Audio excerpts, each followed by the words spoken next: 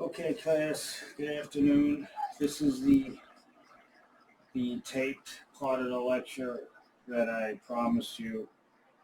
This is involving the continuation of homeostasis to body fluid systems, which I'm going to conclude quickly. That is going to propel us into the homeostatic mechanisms and the endocrine system, which we will begin in earnest on this forthcoming Thursday. So the last thing I had talked about was something called the serous membranes. This is a quick reiteration.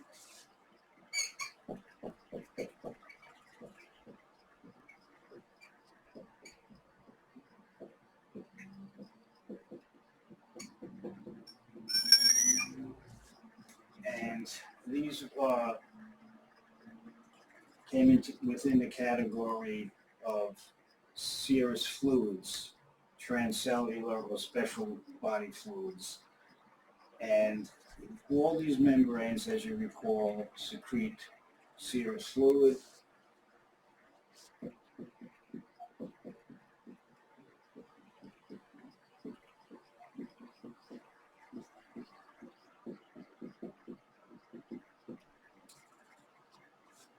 So these serous membranes, we said last week, were found in areas of the body not exposed to the environment. So these are supposed to be sterile regions.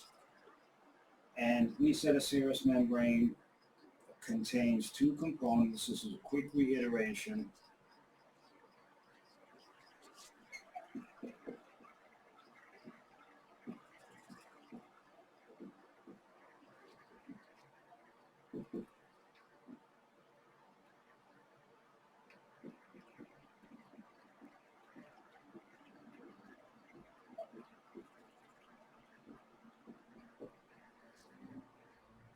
Has two components that make up this membrane. And these are, number one, the parietal component,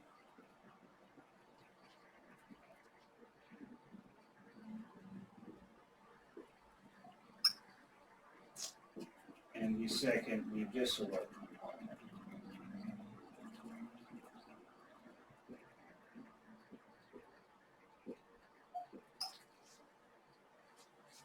So the three serous membranes that I had mentioned, I'll just, for your notes,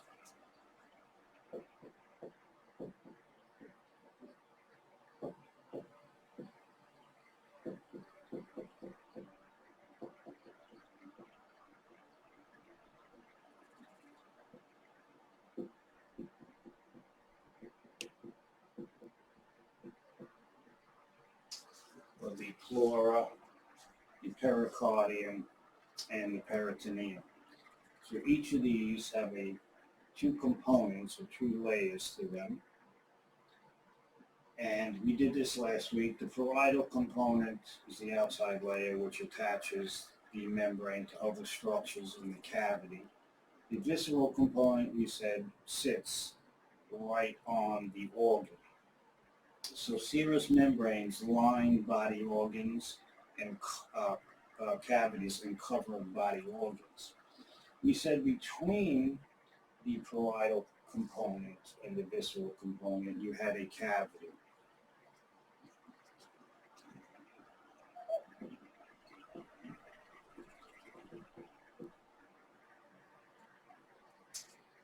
And this cavity contains serous fluid.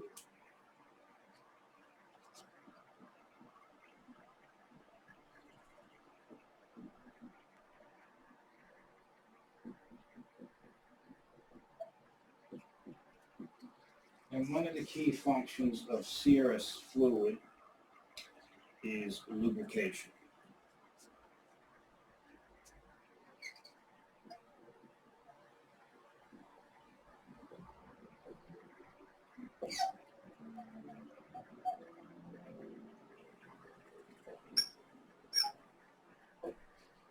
So once again, all three serous membranes have pleura that's one example, have two components. The pericardium, two components, and the peritoneum have two components.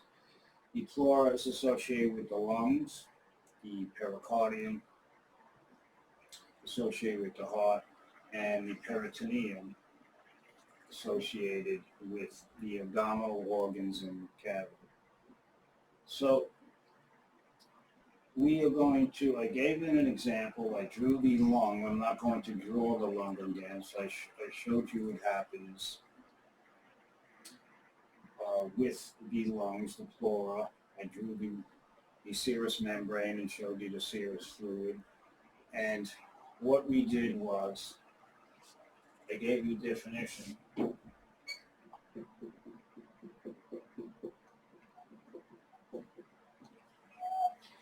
Which is called an infusion.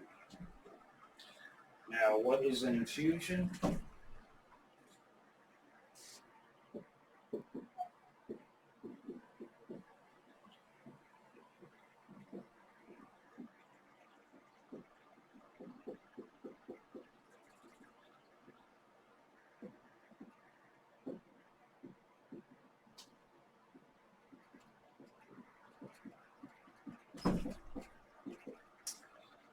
It's an accumulation of fluid in a body cavity. If you recall, we said an accumulation of fluid in the tissue spaces was termed edema. So now we have another specific definition called an effusion. So when you have edema, you're out of fluid balance. And when you have effusion, you're out of fluid balance. There's a disruption of fluid homeostasis. So one of the jobs when we do the endocrine system will be to control, participate in homeostasis of fluid balance. So an effusion is just a general term. So you can have examples of effusions.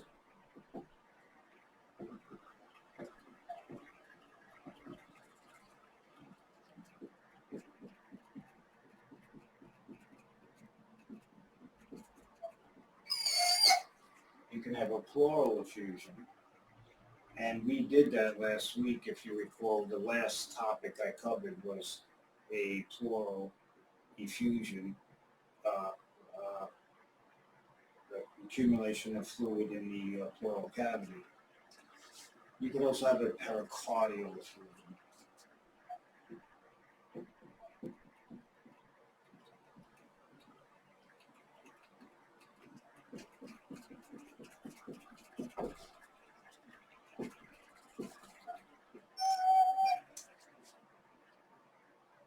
So a pleural effusion, once again, is an accumulation of fluid in the pleural cavity of the lungs. A pericardial effusion is a fluid accumulation of fluid in the pericardial cavity of the pericardium. And the last one, you could call it a peritoneal effusion.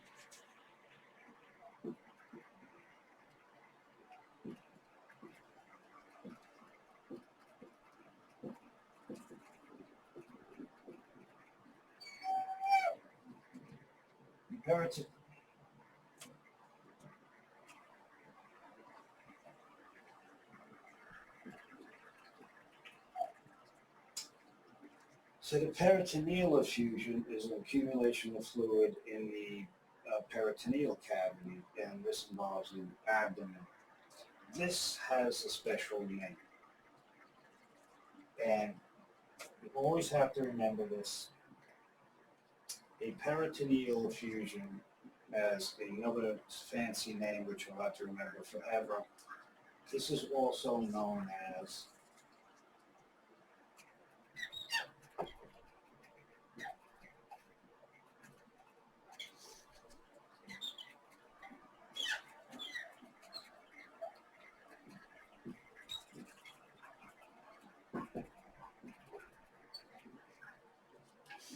ascites.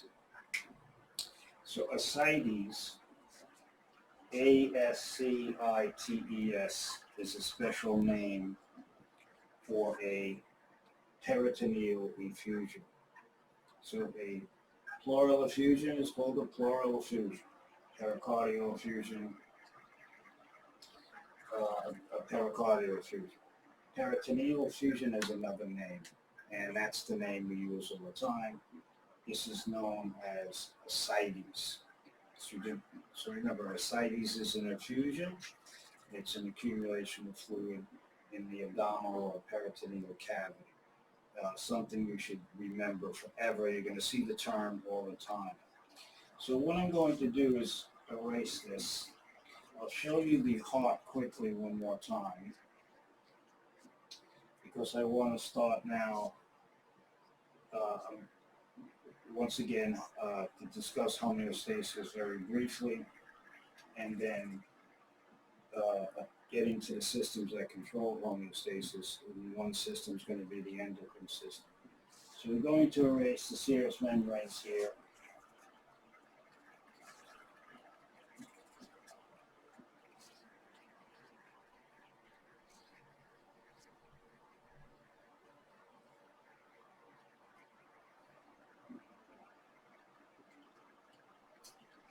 I'm also going to erase the general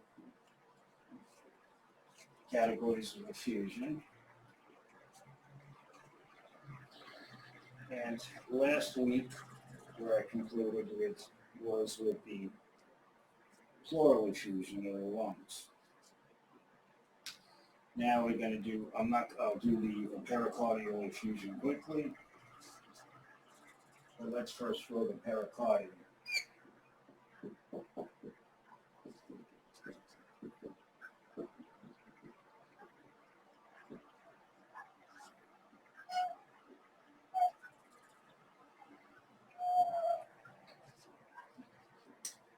And the heart doesn't look like that, of course.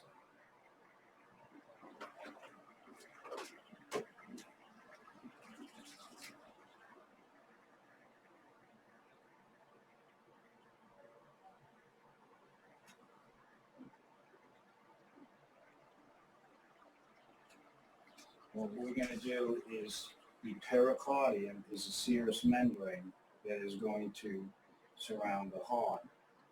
And what I did was, I'm going to draw it.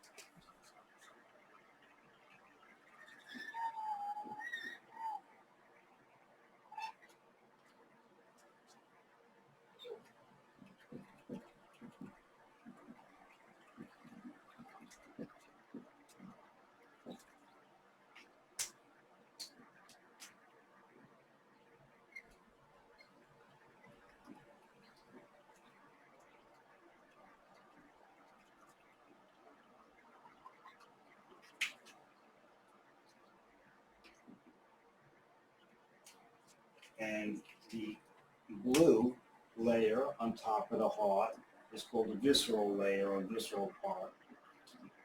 The outside layer is the pericardium, is the parietal part or layer. Okay. So the pericardium is a serous membrane, and if you recall,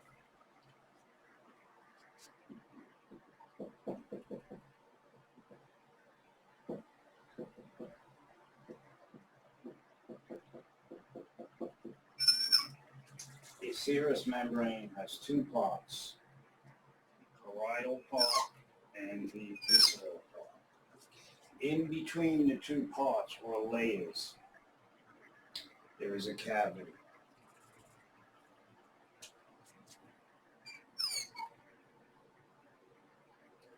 So between these two parts, there is a cavity.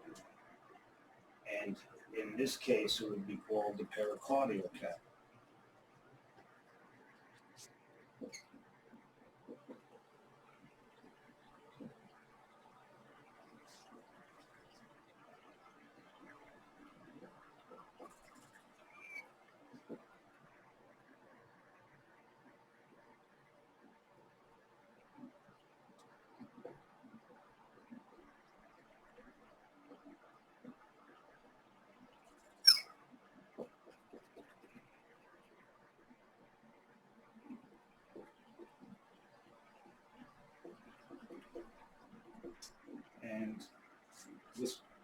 pericardial fluid is serous fluid. Remember, this is a serous membrane, and serous membranes produce serous fluids.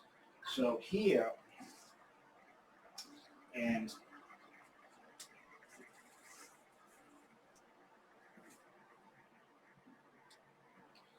the orange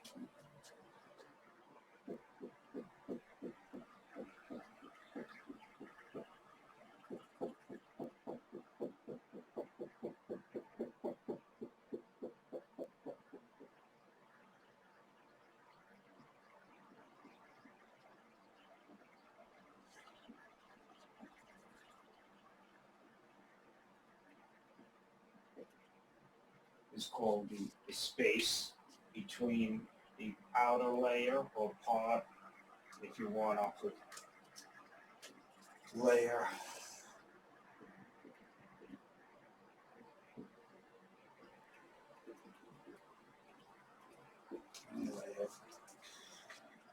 and the space between them is a little cavity, and that cavity has pericardial fluid. So what is going to be, we're going to make our pericardial fluid red.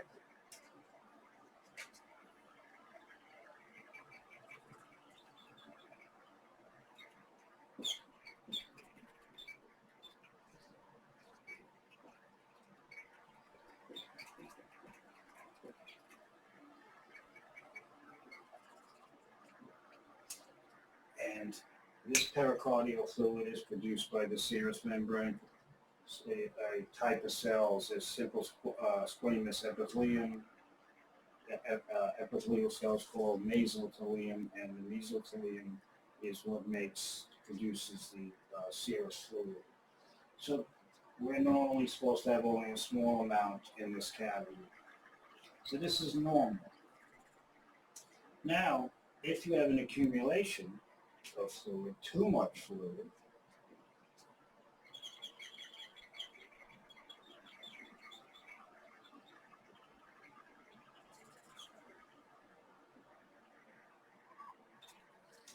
this will now be called a pericardial effusion.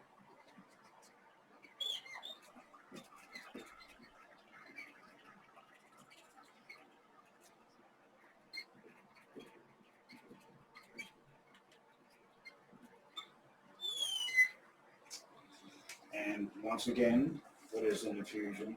An accumulation of fluid in a cavity. In this case, a pericardial effusion would be too much fluid in the pericardial cavity. It could be serous fluid, it could be blood, it could be pus, it could be chyle, fatty fluid. I'm not worrying about all the different fluids, but the point is, when you have too much fluid in the pleural of the pericardial cavity, it's called an effusion. This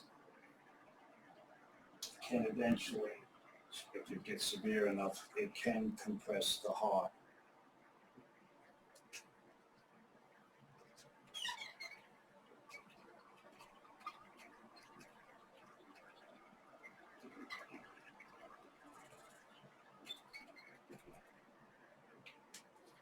So this can progress to a condition, if it keeps filling, and hopefully you never let it get this far, because a pericardial effusion can be diagnosed with cardiac ultrasound. But this can be progressed to something called cardiac tamponade.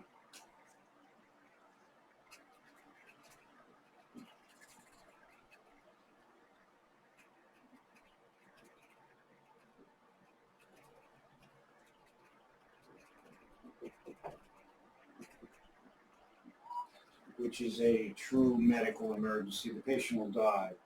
Tamponade, or tamponade, however you want to pronounce it, means to compress.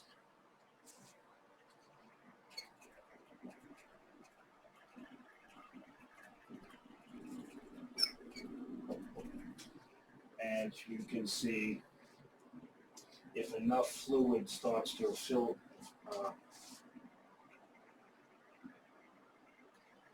fill the pericardial cavity. It'll start to compress the heart. Therefore, the heart can't fill with blood. If the heart can't fill with blood, it can't pump blood. So it is a true medical emergency. So we have a treatment for this, and the treatment for an infusion, especially if it's becoming a large infusion, is something called centesis. So let's erase this.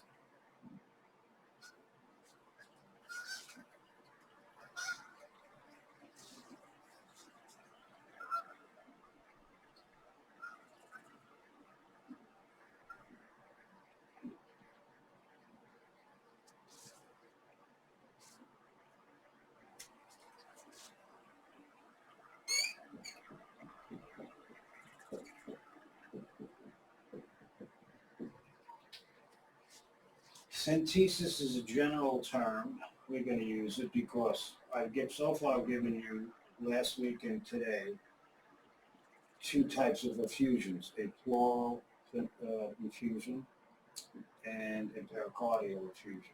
If the effusion, sometimes you leave them alone, it's only a small amount and they'll be reabsorbed. But sometimes if the effusion is enlarging and enlarging rapidly, then treatment has to be initiated. So one of the treatments for an effusion, which is once again an accumulation of fluid in the body cavity, is a procedure called centesis. This is the removal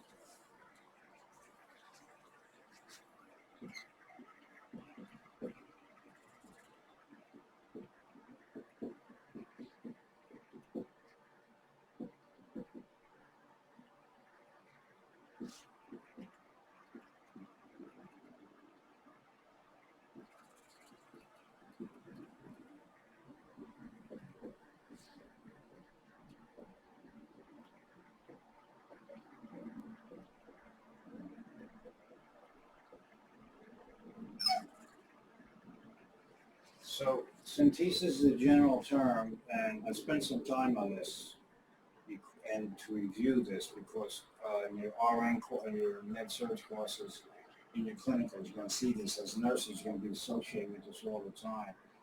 So I'm giving it to you and reinforcing it. Centesis means the removal of fluid from the body cavity with needle aspiration. So it involves a long needle, and aspiration means to pull back on the needle. So aspiration actually has two terms. I'll give it to you now, two meanings.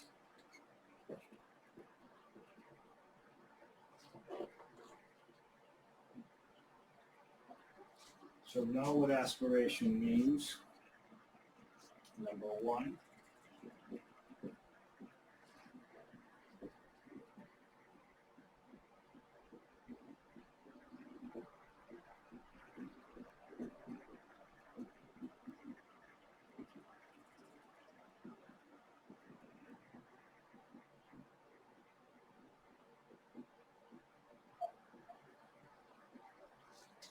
It's the passage of food and or liquid into the airways. Food is not supposed to be in your airway. Liquids are not supposed to be in your airway. Air is supposed to be in your airway. So if you have food in your airway, that could block the movement of air and produce choking and result in suffocation. So aspiration is going to be one of your biggest concerns, especially with confused patients, older patients, and the first meet you're going to be dealing with this all the time. So aspiration is the passage of food or liquids into the airways. The second meaning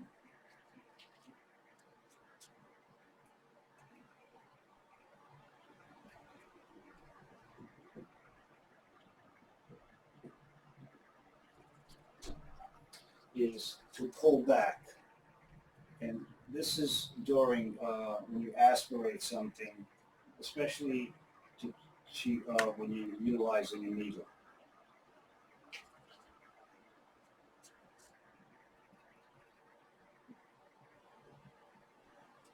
or a syringe.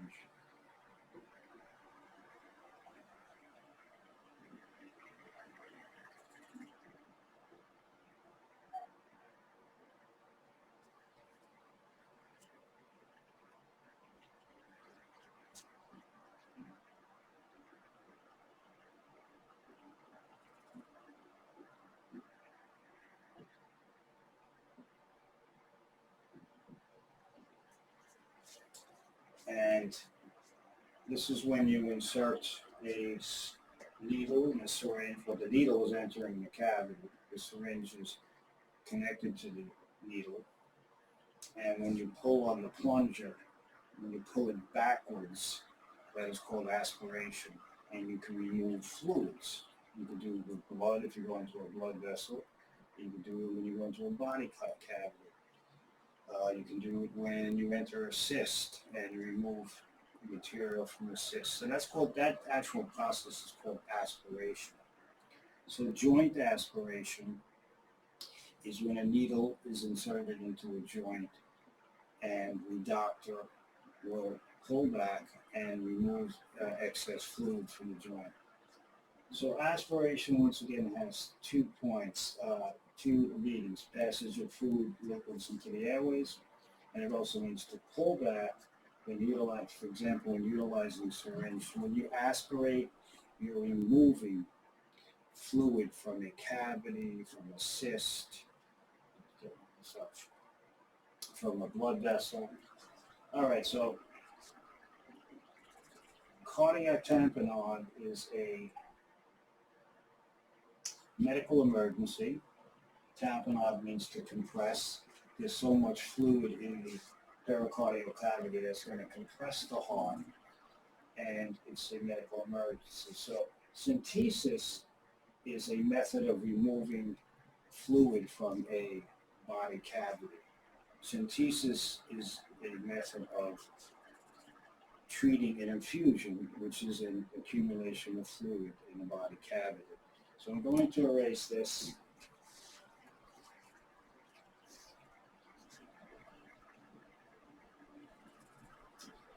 And I'll give you, so you can have actually, just erase this.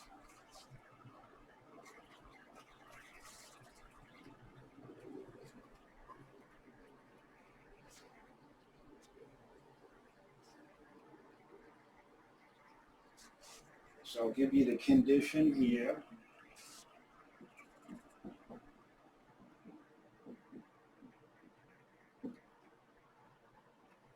And the type of synthesis you will perform.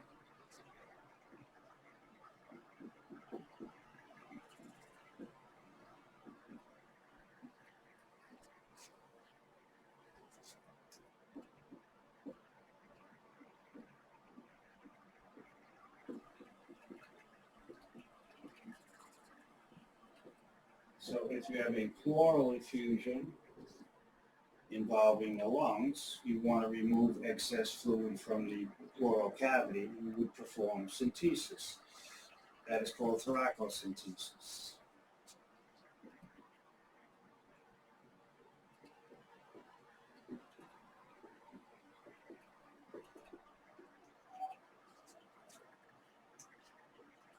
You will have these needles. The doctor will ask you for a thoracocentesis needle kit and stuff. If you have a pleural, if you have a pericardial effusion,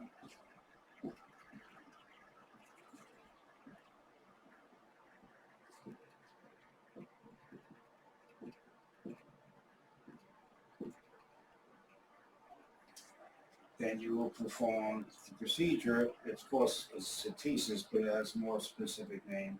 You will perform the pericardial synthesis.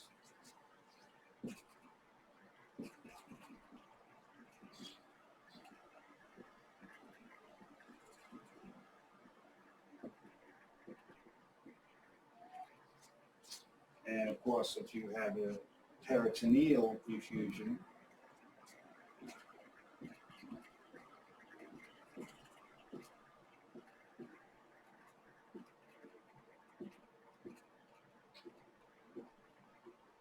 in the abdominal cavity, you can perform an abdominal centesis.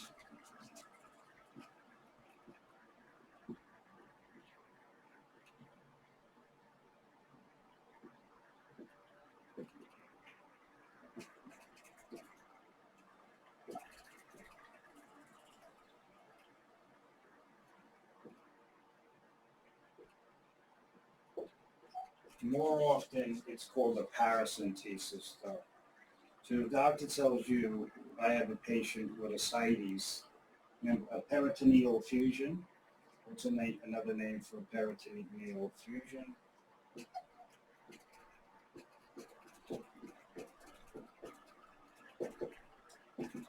Ascites. Ascites is just a fancy name for a peritoneal fusion. So you know the doctor is going to want to do an abdominal centesis or a paracentesis. They're two different names. They do the same thing. A needle, a long needle, will be inserted into the abdominal cavity to remove excess fluid. Remember, the whole concept here is that fluid homeostasis has been disrupted. Okay. The last thing I want to talk about this, I'm going to erase this now.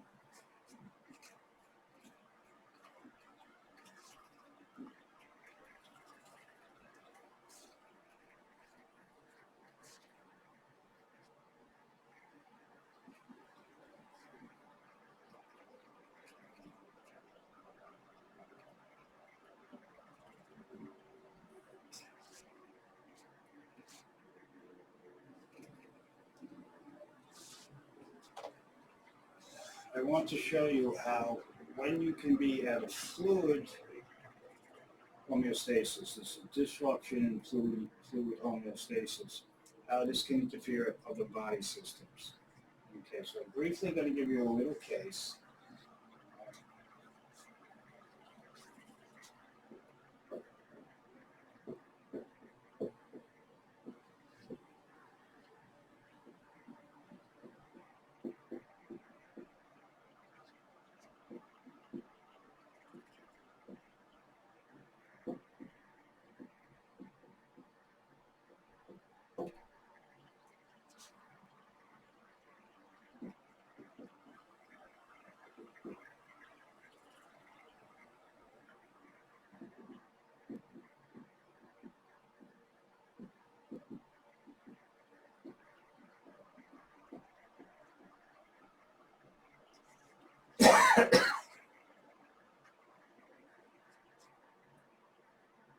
Okay, so we have a 45-year-old male, the chief complaint of dyspnea, times 2 days.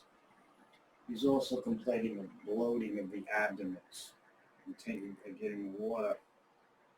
He calls it bloating. He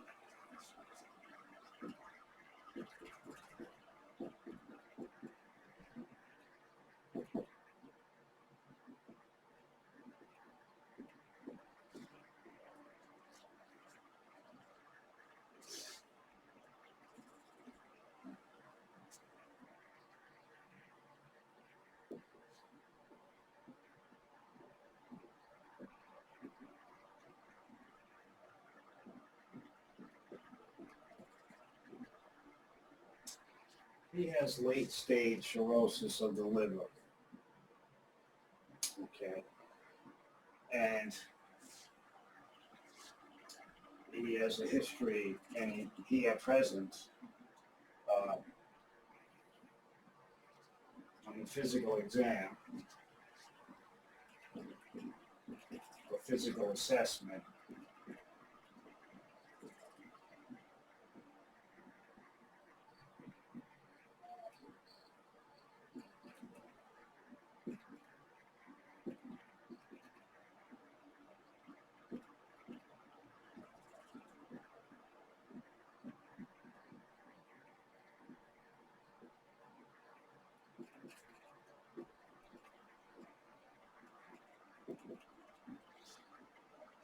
yes. Now, this is just a quick case, just to show you how where an imbalance in one system can create problems in another balance. Dyspnea means shortness of breath.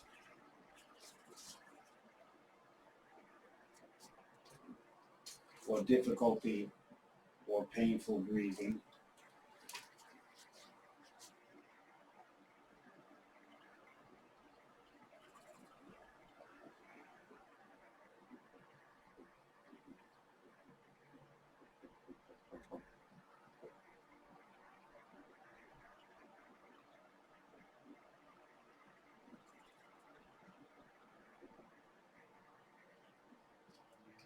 So that's the medical term.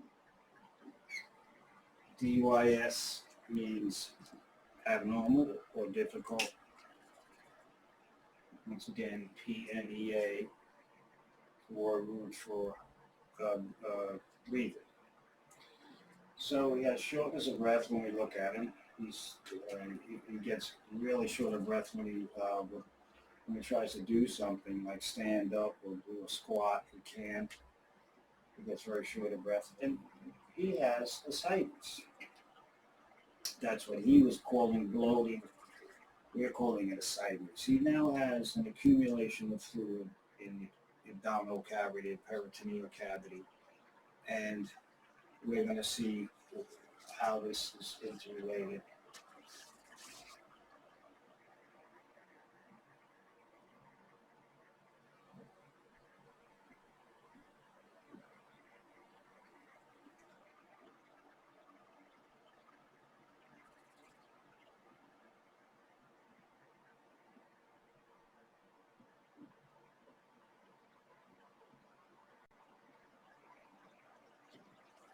All right, we're going to make these our lungs, and right here, this is the cardiac notch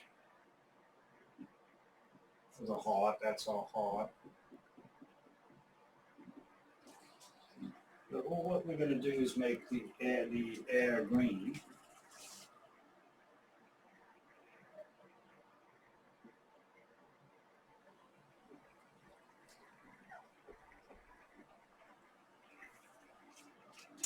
And this is going to be our trachea. Here's our left lung, our right lung. And we can see, I'm going to draw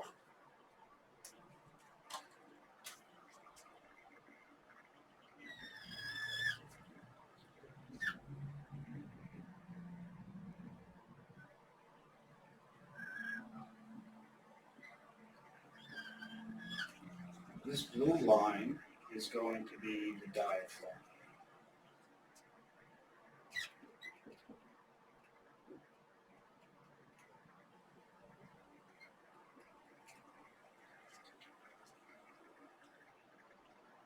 And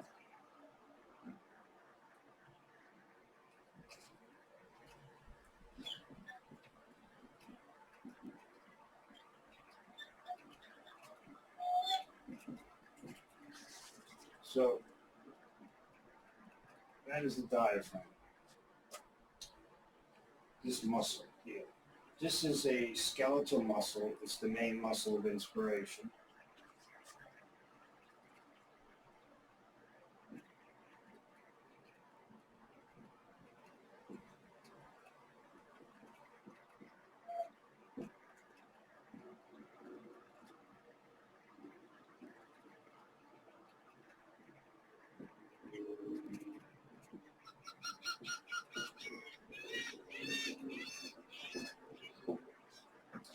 So this is the main muscle of inspiration, and that's how we get air in.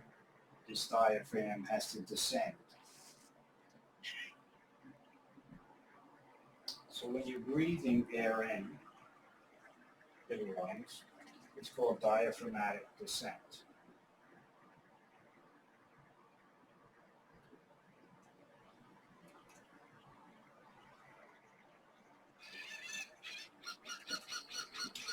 So this diaphragm has to move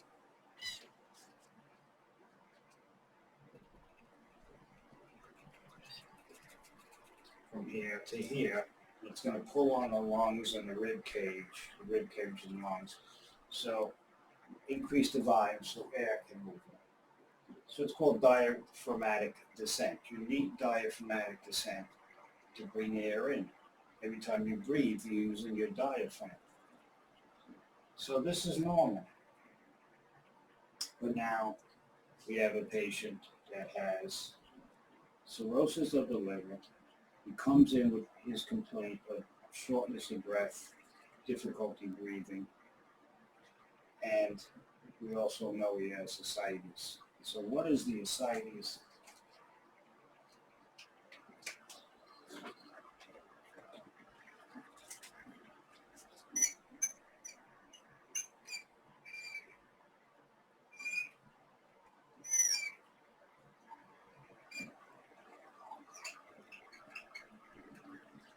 The orange is the acidic fluid.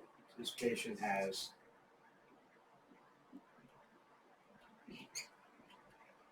ascites. So this is all fluid, and he has a peritoneal effusion, which we call ascites. So what I'm trying to show you is when you have a disruption of fluid homeostasis, bad things can happen in the body. So now he has too much water, or serous fluid, or whatever the fluid may be, in the abdomen. So his abdomen is now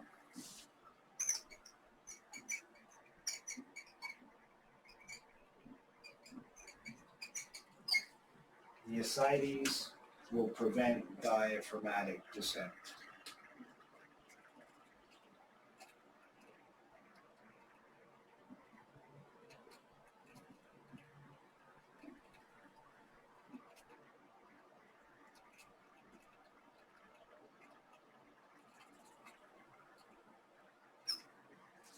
The diaphragm can't come down. Why? The abdomen is filled with fluid. So if the diaphragm can't come down, if it prevents the diaphragm from coming down, then the patient can't take a sufficient deep breath. So that's what results in dyspnea.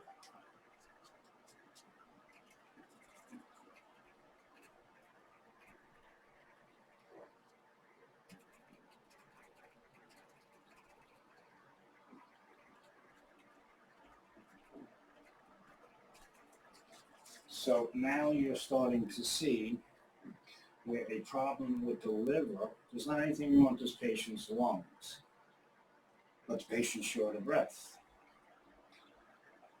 We're seeing where problems with the liver, he has advanced staged cirrhosis, in which he has ascites, an accumulation, a fancy name for an accumulation of fluid in the peritoneal cavity. The ascites prevents descent, and therefore he can't take a deep breath.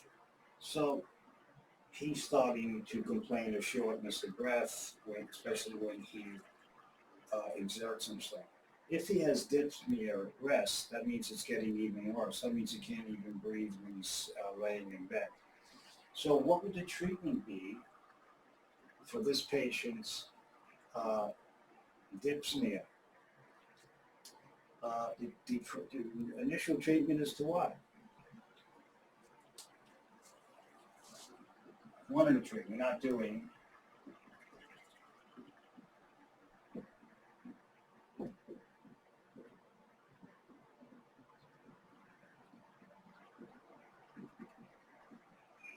One treatment would be paracentesis.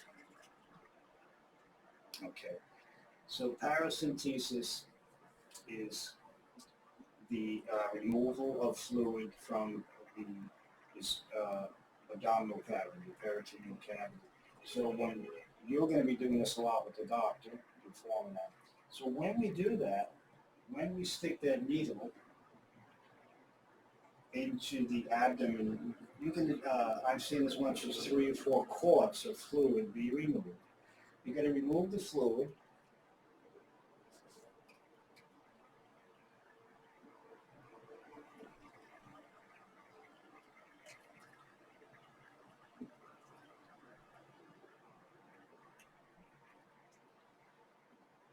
And now, what can a diaphragm do? It can descend. So what happens to the dyspnea? it's relieved.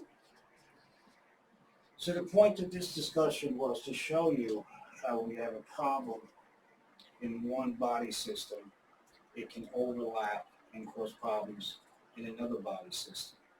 In this case, the patient had liver disease, which resulted in a abdominal or peritoneal effusion called ascites.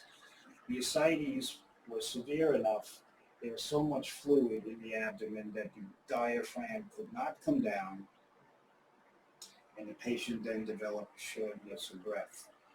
So performing centesis, more specifically paracentesis, we remove the fluid, the diaphragm is now able to come down, and the patient no longer has shortness of breath. So you can see when you have a disruption of fluid homeostasis, what can happen in different body systems. So I'm going to erase that.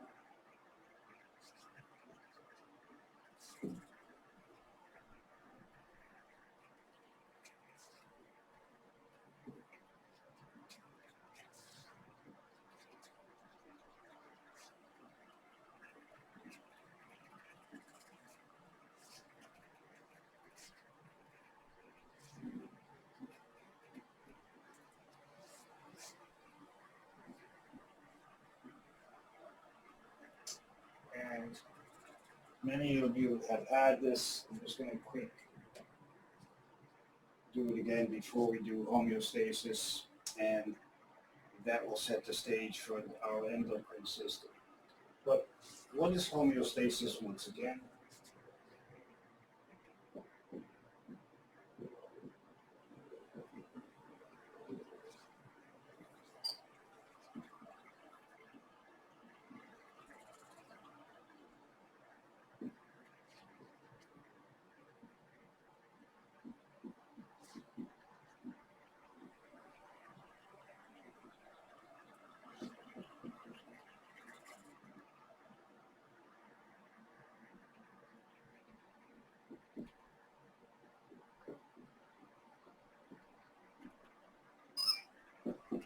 It's maintaining the internal environment of the body. What is the internal environment of the body? The fluid system.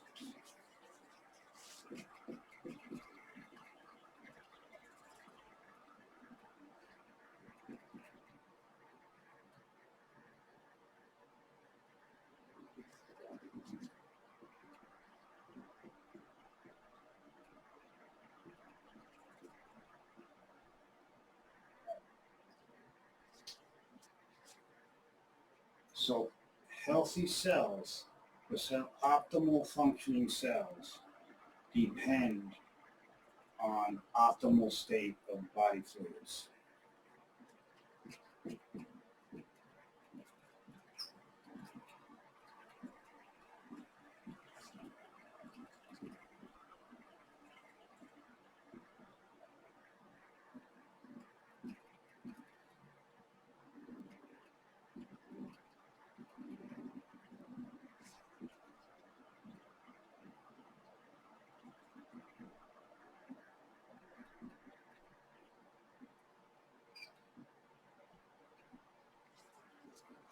So this is what we refer to as fluid balance, fluid homeostasis.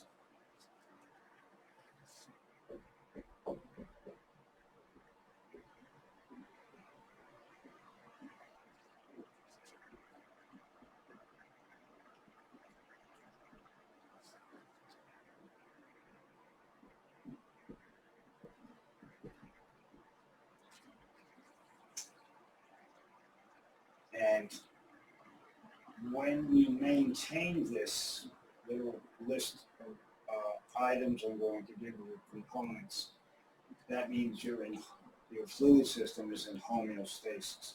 So the first component is the right amount, the total amount, the correct total amount of body fluids in the body.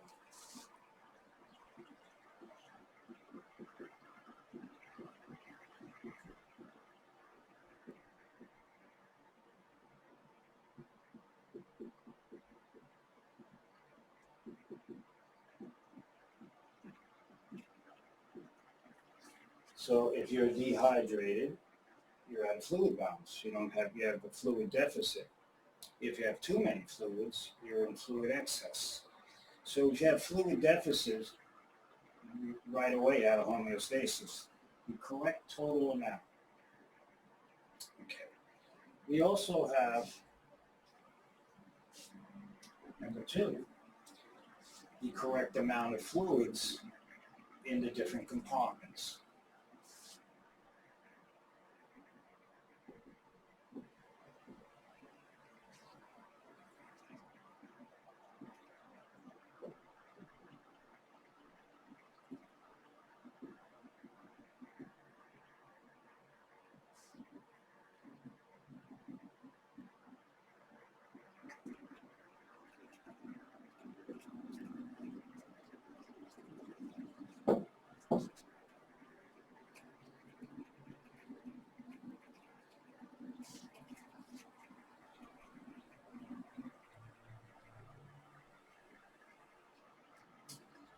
So if you recall, that would be the intracellular compartment, the interstitial compartment, the intravascular compartment, uh, in the different cavities, right? The special fluid systems, the serous fluids. So let me just give you examples, brief examples, because before I conclude today, I want to then get to the mechanisms that control fluid balance and fluid homeostasis. Is number one, what can be a disruption of this?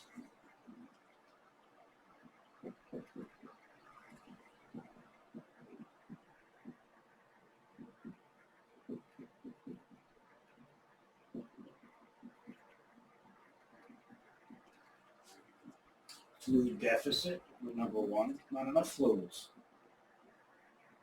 or fluid excess, too many body fluids. Correct amount of fluids in the different compartments, what would be a disruption of that? So we see edema.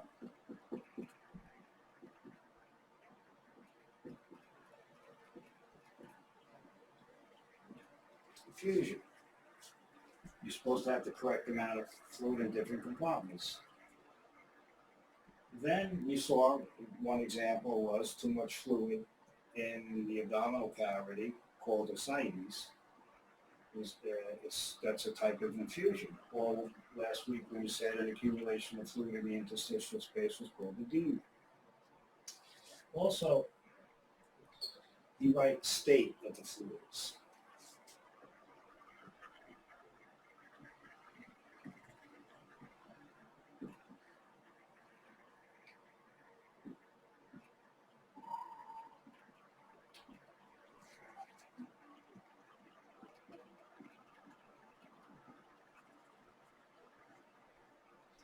The right state or condition of the fluids.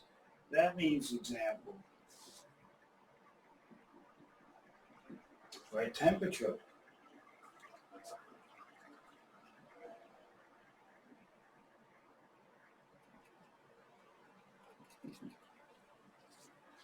The right pH.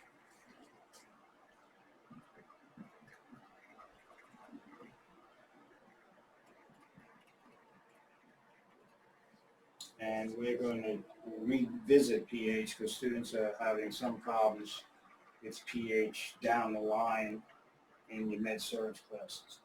So, once again, what can be a disruption?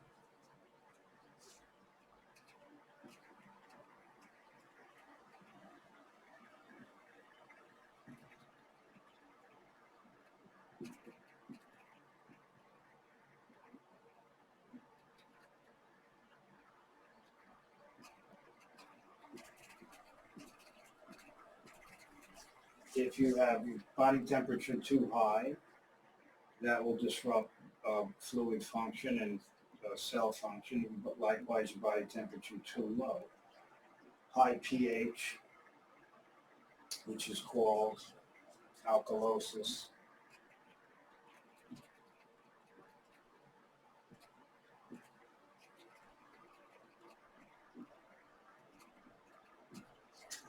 And a low pH, which is called acidosis. So you've got any of these conditions that will interfere eventually with fluid homeostasis. The last is the right composition of fluids.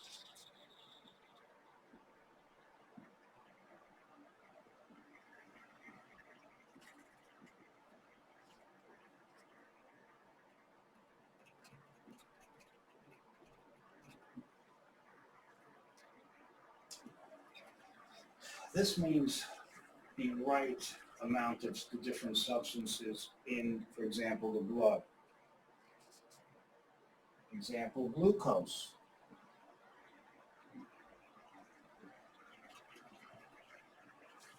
The right amount of glucose. What about the right amount, the correct amount of electrolytes?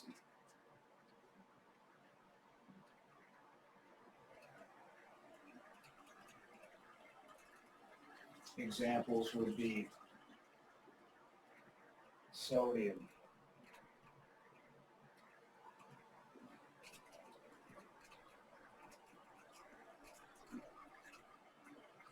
potassium.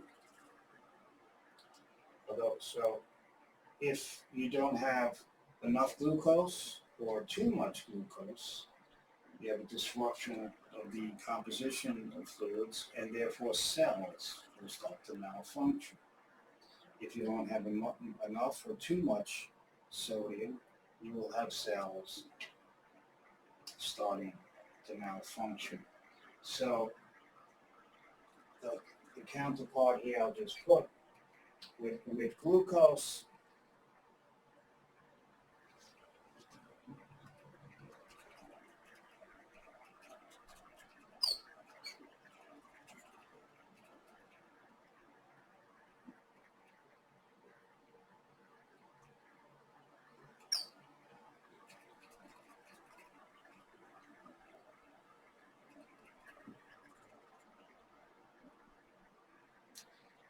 if you have your glucose level in your blood, if your glucose is low, you have hypoglycemia. Cells are going to start to malfunction.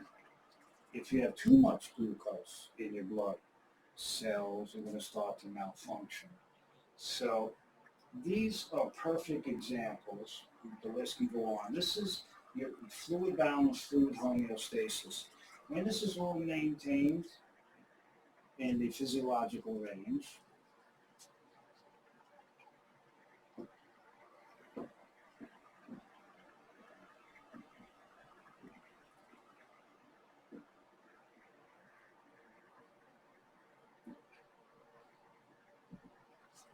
that's when the cells function optimally.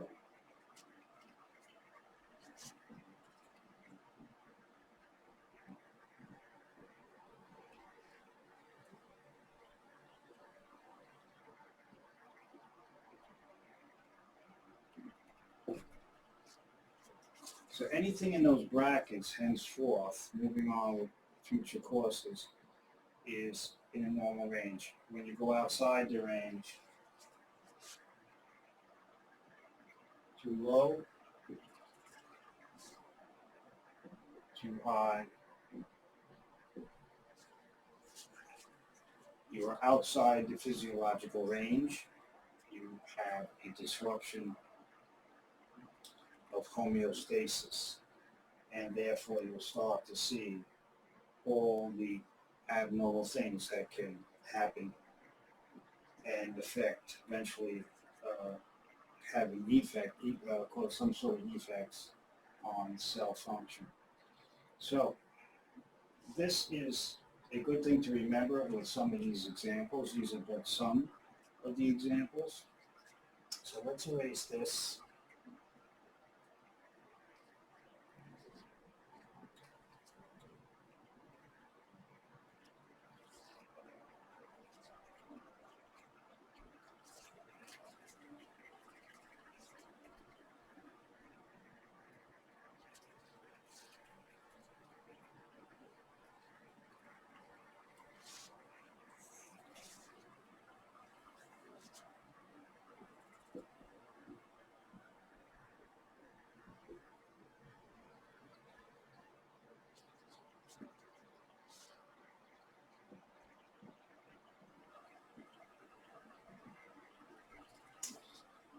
So what is homeostasis? Maintains the physiological range, and we have homeostatic mechanisms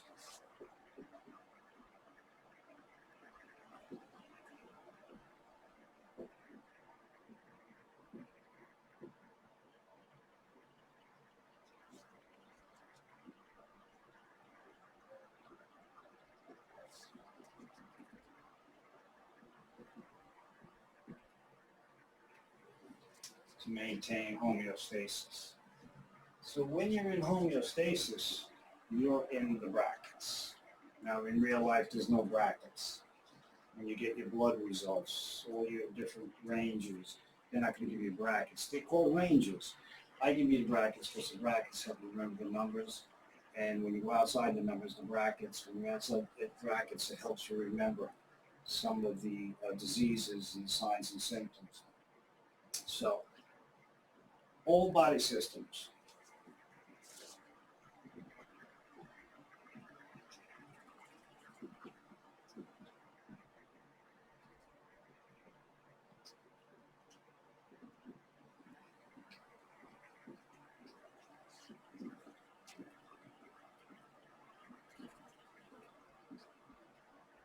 All body systems contribute to homeostasis.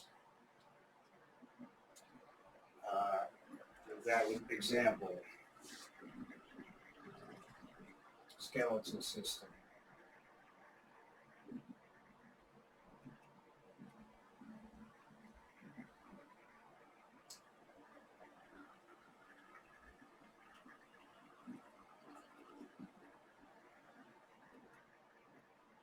cardiovascular system, the gastrointestinal system, the immune system,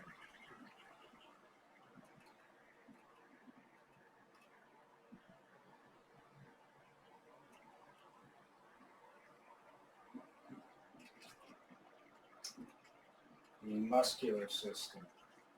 These are some of your body systems, 11 body systems. Sometimes you combine them, might be 10, but so I listed 1, 2, 3, 4, 5. We're also going to list the nervous system. Not going to list them all.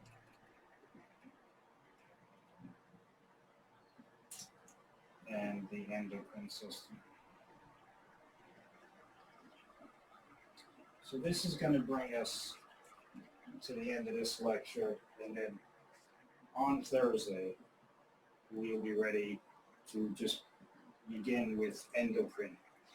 But all these systems to work, we still have the reproductive system, the renal, the urinary system, the lymphatic systems, the integumentary system, including the skin. These all contribute to maintaining homeostasis. They all contribute to maintaining the brackets, what's in the brackets. Because when you're in the brackets, the physiological range, the cells are working best. When you're outside the brackets, you're going to start to see signs and symptoms, which I'll give you an example when we come back on Thursday. But for all these systems to work together, they need integrated communication.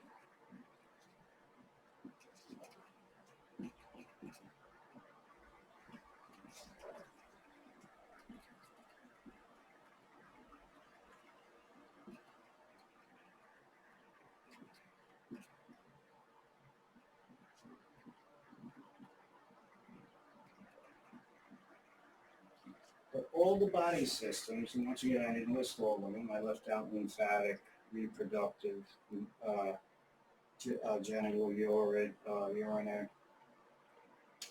integumentary. I'll list them over here. But for all the systems to work in cooperation to maintain homeostasis, they need integrated. They have to be integrated. They need to be integrated.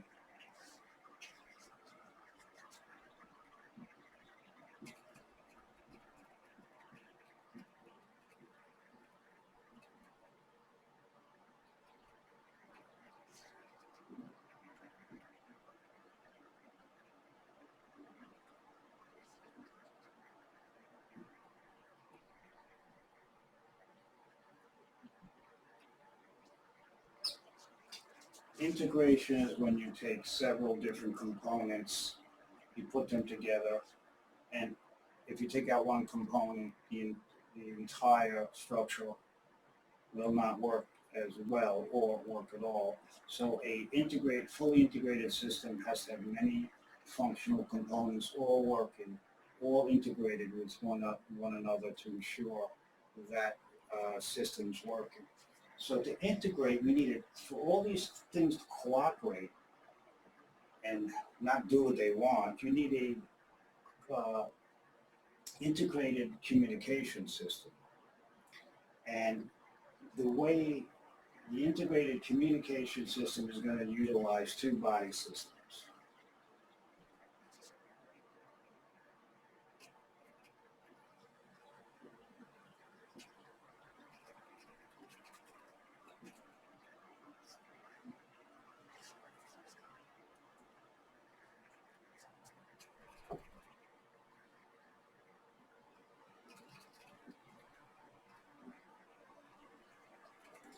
So two body systems are necessary to integrate the communication. So let me just add here for your notes.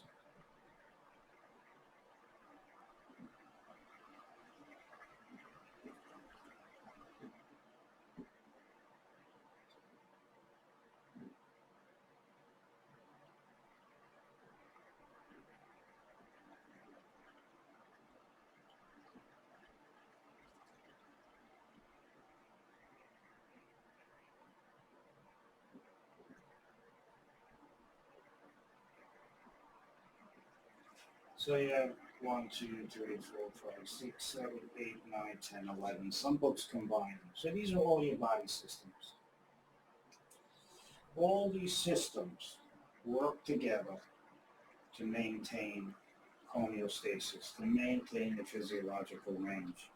All of these systems, though, have to work in a cooperative manner. To ensure this cooperative function, they need integrated communication. And the two body systems that are responsible for integrated communications are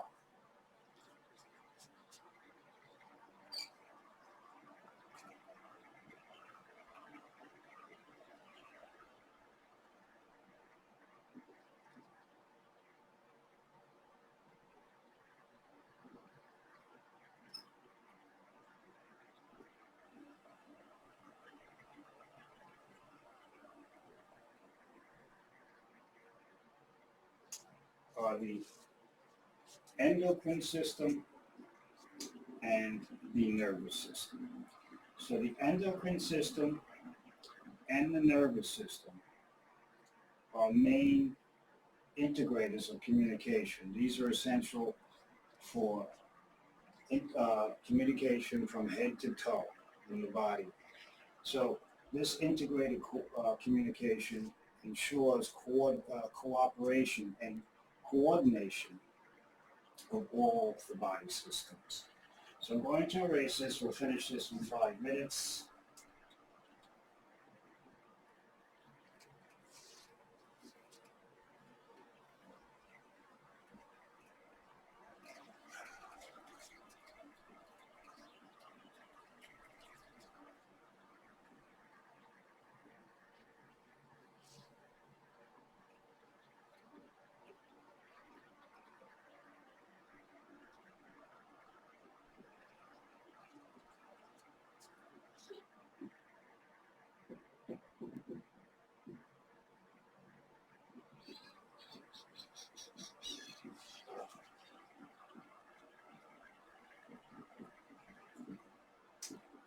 Endocrine communication. This is one of the ways, and this is what we'll begin with on Tuesday because we're doing the endocrine system. Endocrine communication uses hormones.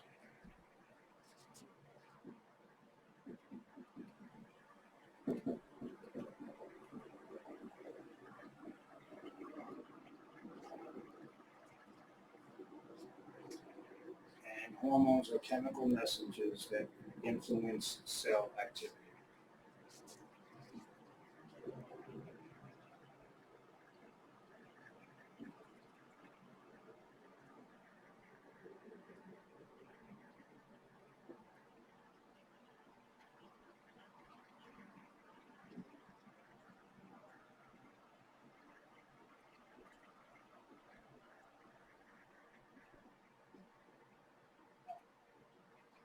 So remember, if you recall, all life is based on chemistry and chemical reactions.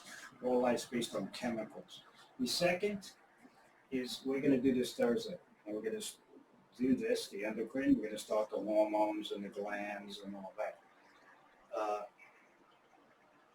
The second communication, means of communication that we're talking about is neural communication.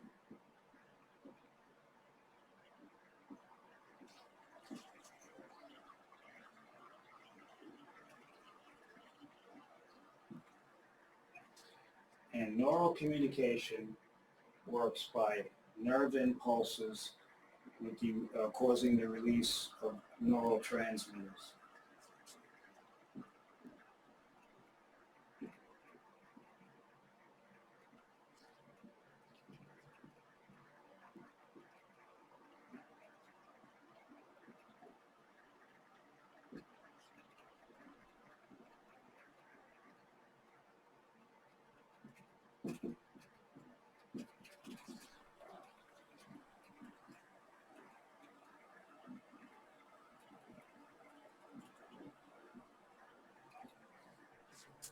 And we're going to see, we're doing endocrine this week and for the next few weeks, but neurotransmitters are also chemicals.